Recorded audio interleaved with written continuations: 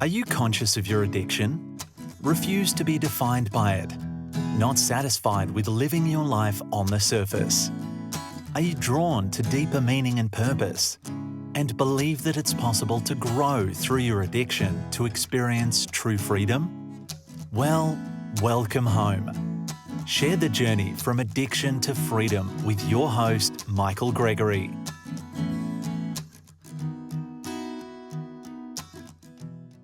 Well, welcome back to another episode of Addiction to Freedom. And if you've been following some of my solo episodes from the last few, you'll notice that I've been talking a lot about addiction. But this time, I'd like to build on that. I'd like to go further and talk a little bit about freedom. Again, I'll just say these are just some work in progress thoughts and understandings that I'm exploring. I just think it might be interesting for you to have a think.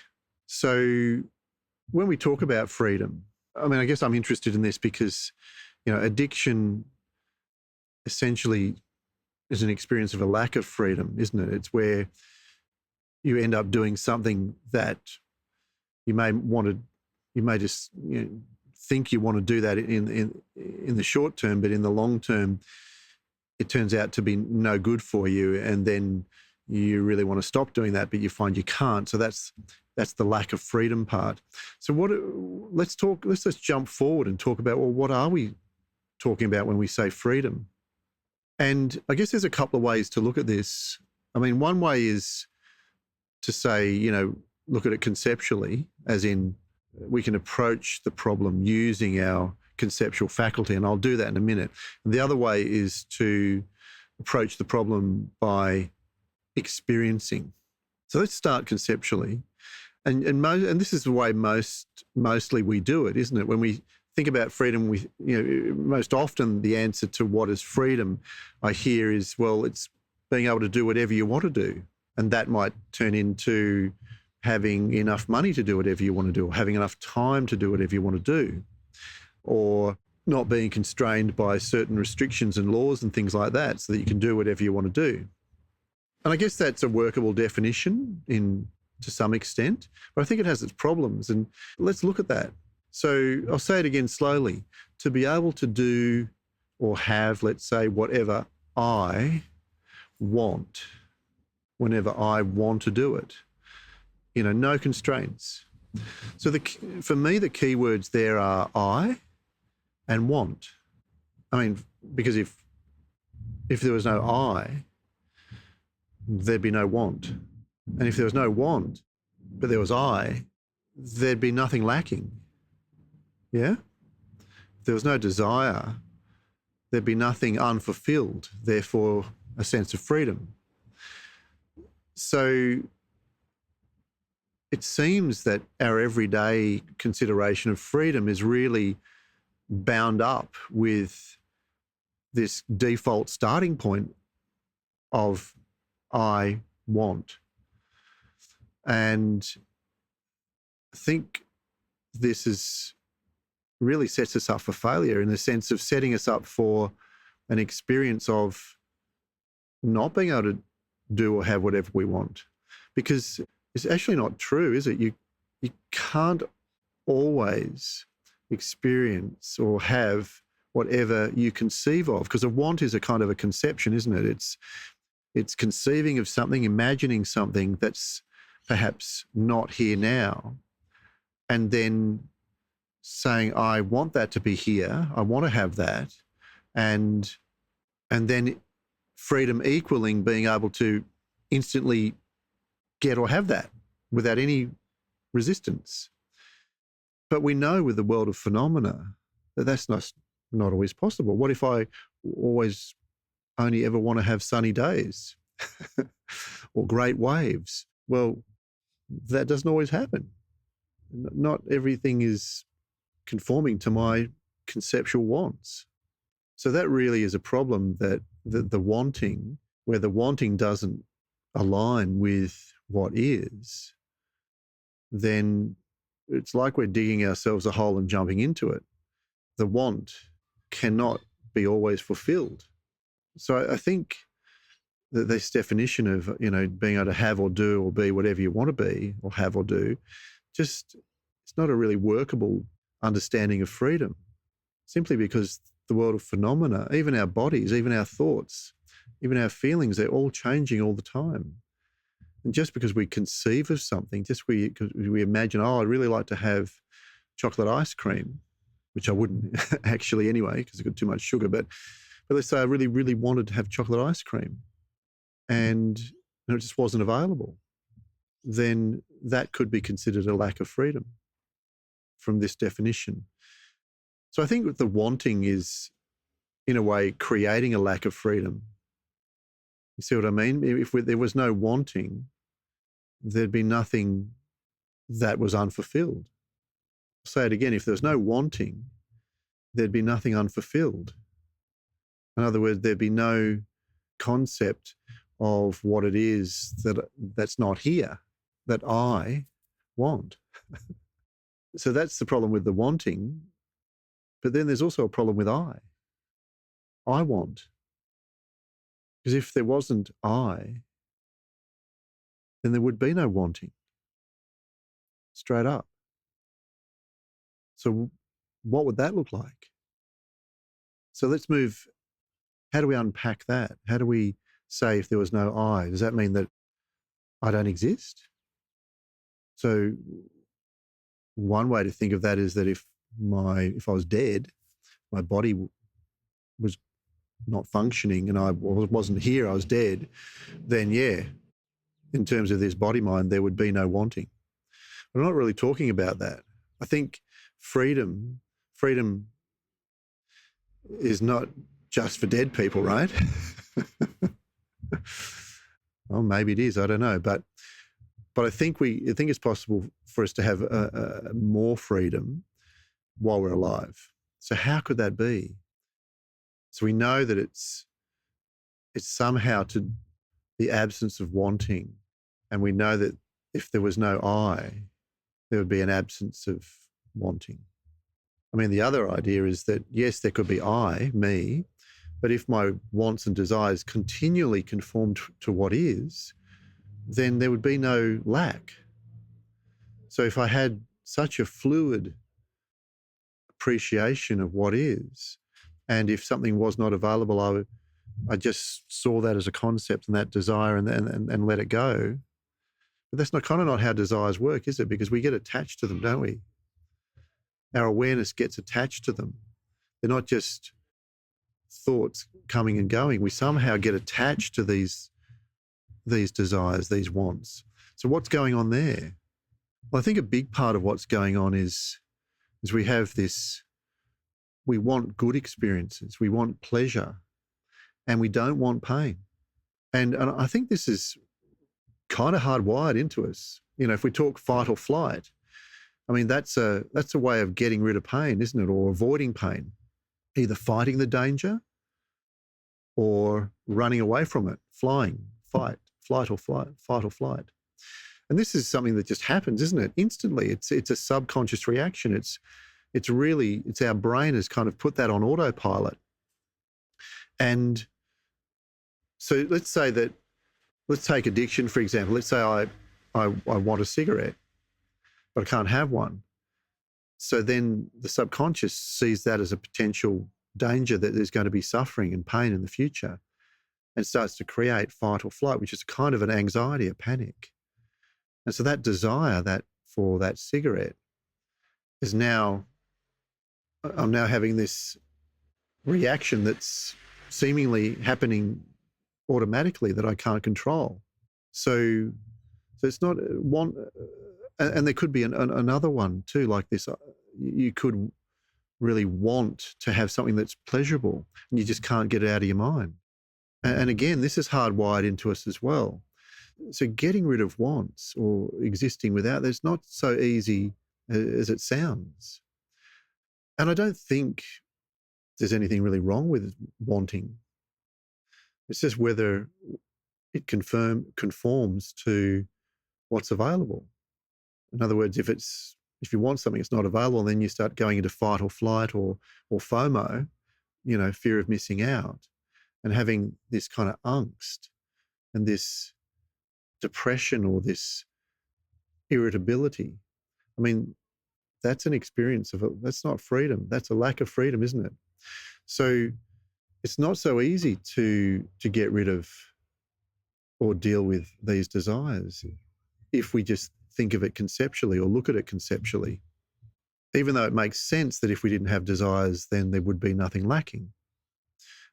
So a lot of therapy actually, I think, tries to deal with our lack of freedom, which ends up in some form of suffering like I just described, through dealing with this area, our wants, our thoughts, our beliefs. And let's look at that, because often our wants are really tied up with our beliefs, aren't they? For example, I might want a certain amount of money because I believe that I need that in order to have certain things, which I believe I need. So those beliefs, what are they? Well, we talked about that in the previous episode, where we said that beliefs are kind of bundles of thoughts that our awareness is attached to and taken as part of ourself. Like, I need this amount of money so that I can have these other things, or that, let's say, I'm a good person, and I believe this and it's part of me. But what if I'm somehow ignorant and out of ignorance hurt someone? That's not good. So these beliefs, these bundles of thoughts that we've taken on as our own, as part of ourself, they can get in the way of freedom as well, can't they? Particularly when they don't align with what's happening. So how can we deal with, how can we deal with these beliefs? How can we deal with these wants? Well, one way would be to try and replace beliefs that are not conforming to what is with beliefs that are conforming to what is. In other words, digging up false beliefs, having a look at them, seeing if they're true or not, and then trying to focus on taking on the new belief, the true belief. That's also, yes, that's possible, but it's also, and I recommend it, but it's also doesn't necessarily mean that the negative or false belief disappears straight away.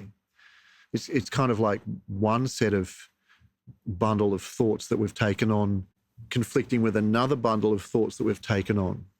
And that can create confusion within us and this inner conflict, this inner turmoil, even on a subtle level. And that in itself is a lack of freedom, isn't it? So I'm wondering if there's another way to look at freedom other than what I would call the conceptual approach, which is looking at what I want, which is really what I've just tried to unpack there. But let's look at it from another point of view. Let's look at it, freedom, from the point of view of experience. So we've said that beliefs, desires, me, all of that is something that I conceive of in my awareness, isn't it? I have these thoughts, I take them on as part of me, I have these beliefs, I have these things that I want to happen, don't want to happen, which are essentially beliefs, and that can generate fight or flight or FOMO. I have this view of myself that I'm this, I'm that, and a lot of these things happen on autopilot.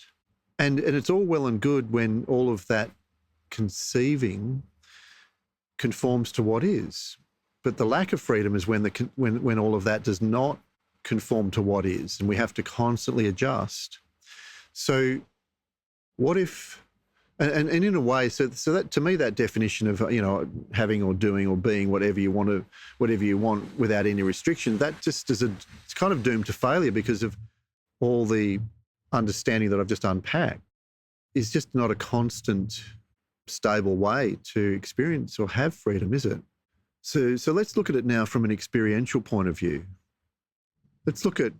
So we could start with desires, but we've already said that desire experiencing in desire is really based on our experience of ourself and me as an entity, the focal point of the one who wants things, right?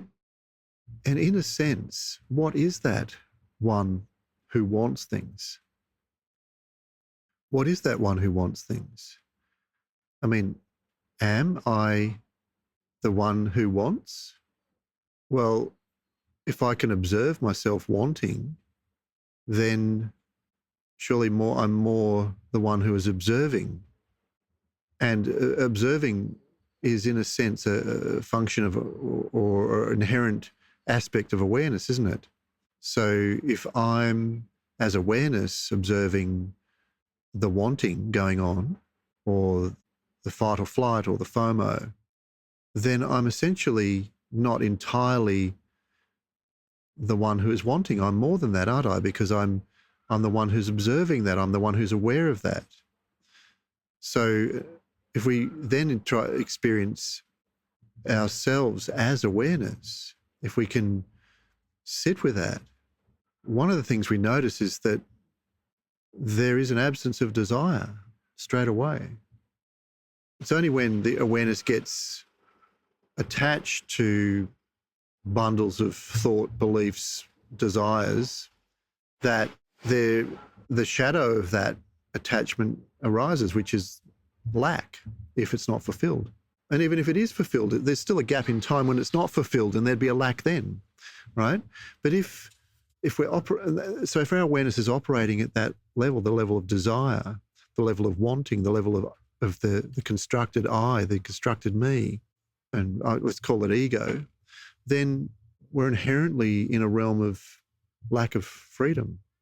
If we become aware of, let's say, ourself as awareness, which is not limited there's no edges to that.